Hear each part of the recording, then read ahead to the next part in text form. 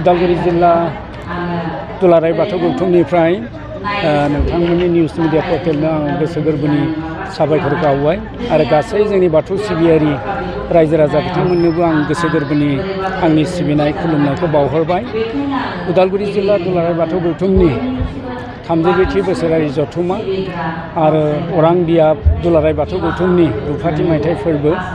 बे रुफाथि मायथाइ फोरबोआ जोंहा सानसे आरो खावसे हाबाफारिया जादोंमोन 21 खालार आरो 22 खालार। उदालगुरि जिल्ला दुलाराय बाथौ गौथुमनि हाबाफारिया 22 आरो 23 मार्च बे साननैनि हाबाफारि लानानै जादों आरो बे साननैनि हाबाफारियाव जों गाहायै गिबि सानखालि धोरोमारि सावरायनाय बे हाबाफारिखौ लादों।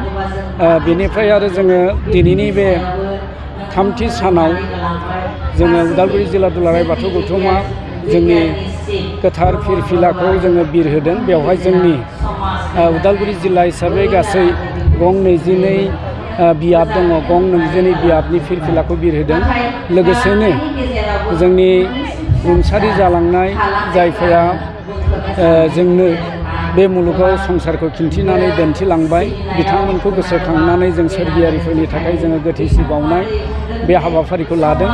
बे हाबाफारिनि उनावनो जोंहा माइनाव आरो लाइमोननि सावरायमेल जादों। बे सावरायनायाव जोंनियाव फुंखा सुबुं बाहागो लाफैदों आरो बिब्दियै जोंहा बेराफारसेथिं एखे समावनो दौरि आसारि आरो फोसावगुरुफोरनि धोरोमारि बिथिङाव सावरायनाय जादों आरो बे सावरायनायनि गेजेरजों जों बेखौनो फोरमायथिनो हास्थायो जे मुलुग संसाराव सुबुं माहारिनि गेजेराव बाथौ धोरोमनि गेजेरजों गुबुन गुबुन धोरोमारिनि गेजेराव बोरैहाय खौसेथि आरो अनलायनायनि गेजेरजों गोजोन आबहावा सोरजिनानै मुलुगाव गोजोनै रायजो जानायनि खाबुखौ बयनिबो गेजेराव सुबुंथिनि बिथिं नोजोर होनानै धोरोमारि बिथिंखौ फोसावनाय फोजोबनाय हाबाफारिखौ मावलांबाय थानो थाखाय जोंनि सावरायनायनि गेजेरजों बेफोरखौ बिथांखि लानानै मावफुंनो आवगायनाय जादों।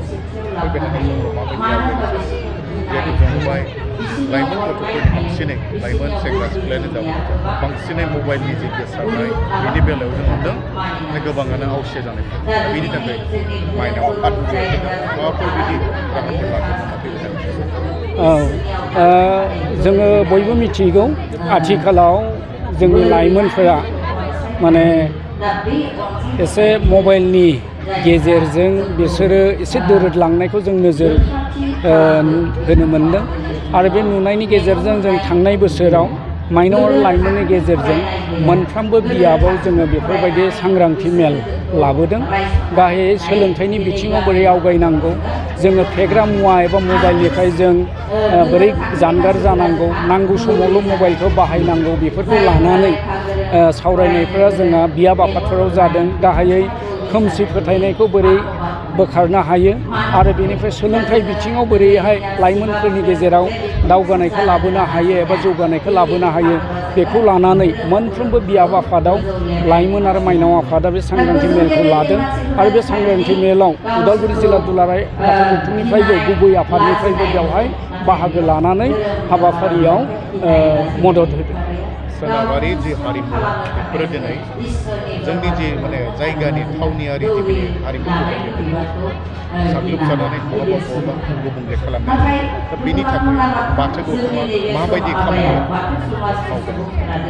जोङो नोजोर होदों जे जोंनियाव सोनाबारि हारिमुवा जोंनि गेजेराव गोसारदों। बे गोसारनाया मोनसे समाव बिराद स्पिड लादोंमोन, गोख्रैथियाव खारदोंमोन। खिन्थु आथिखालाव जोङो बाथौ धोरोमखौ फोसाबनाय फोगोमनायनि गेजेरजों आथिखालाव बे गुबुन सोनाबारि सोदोमस्रिनि फारसे गोसो बोनायखौ जोङो खमायहोनो हादों। आथिखालाव जोङो बाथौ धोरोमनि सोदोमस्रिखौ गायसननानै जोंनि बाथौ धोरोमा जे बर'नि सोदोमस्रि, बर'नि हारिमुनि गुबै बिथा, बे बाथ्राफोरखौ मोनदांहोदों आरो बिनि गेजेरजों जोंनि गेजेराव आथिखालाव जोंनि धोरोम सिबियारि मानसिफोरा बयबो खौसेयै जोङो गावनि आंगो हारिमु आसारखान्थि बेखौ हमथाना लाखिनायाव बयबो गोसो होदों। गोदान बोसोर सफैगासिनो दङ, बेलायाव रायजो राजासिम गोदान बोसोर सफैगासिनो दङ बावलिया। बैसाग दान हाबनाय लोगो लोगो गोदान बोसोरा जागायगोन। जों उदालगुरि जिल्ला दुलाराय बाथौ गौथुमनिफ्राय गासै सिबियारि रायजो राजानो जोङो गोदान बोसोरनि हामग्लायनाय बावहरबाय।